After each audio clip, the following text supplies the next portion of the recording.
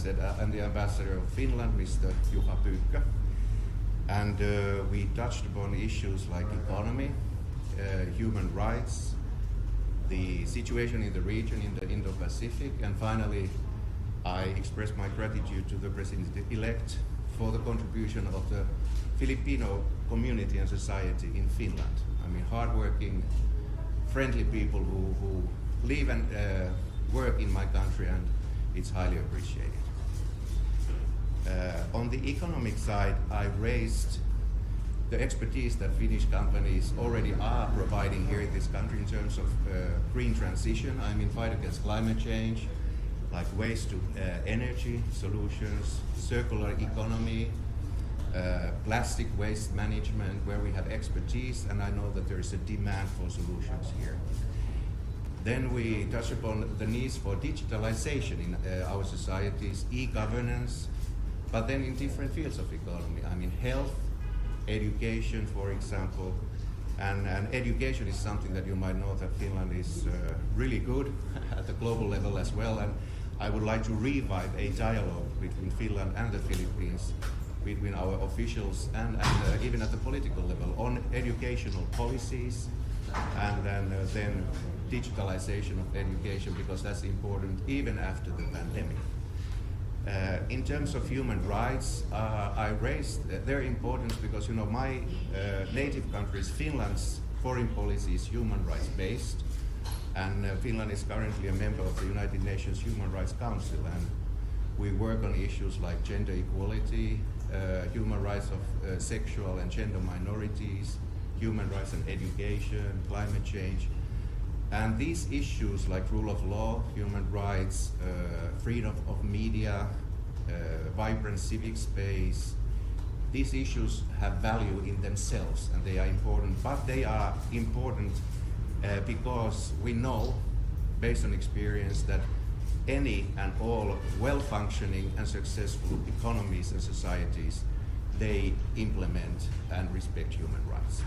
Then on the Indo-Pacific, we touched upon the current situation, and I underlined the increasing interest of the European Union to strengthen engagement here in the region. Finland is a member of the European Union, and we would be interested in increasingly working with the region and the Philippines on trade, sustainable development, ocean governance, human security, cyber security, maritime security.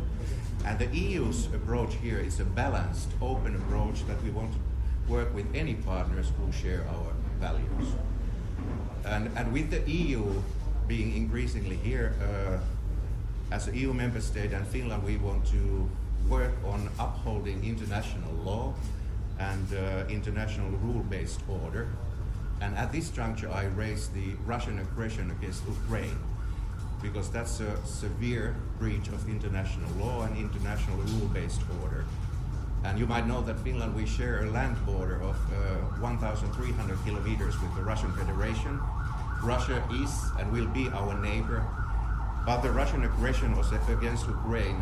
That has totally changed the security situation in my country and in the neighborhood there. And as the aggression by Russia, it's a breach of international law. It's not an European issue, it's a global international issue. And that is what I underlined to the President-elect as well. So I said we had a very, very useful exchange of views, and I wished him all the best for his important work in this country. Thank you very much. There's a few questions. Sure. You raised, you mentioned that among the things you discussed with the President-elect of the Russia and Ukraine conflict, in what way can Finland help the Philippines? Because the impact of that conflict between those two countries is felt not just in Europe but also here in the Philippines, specifically with the high prices of fuel and so on. So in what way can Finland help the Philippines in that sense?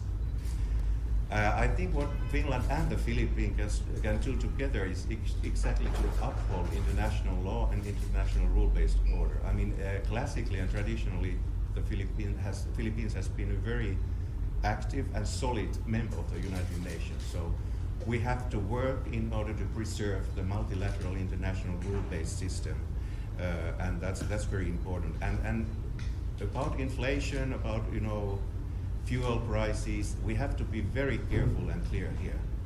the EU has no sanctions on all the agricultural products from Russia. Zero.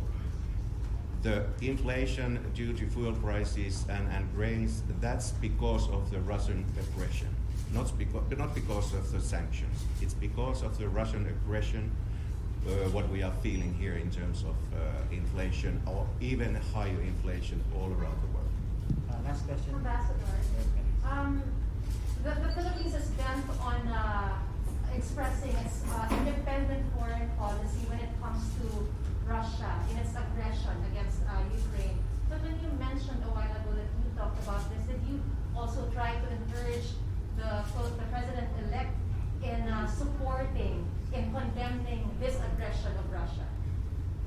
Yeah, exactly. As you know, the current government administration here, the Philippine government, which we appreciate, they have condemned through the United Nations General Assembly resolutions.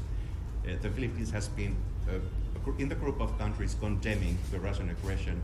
And what I convey to the president-elect is that I hope that his administration will continue to appreciate and respect this approach from the Philippine side in the future as well.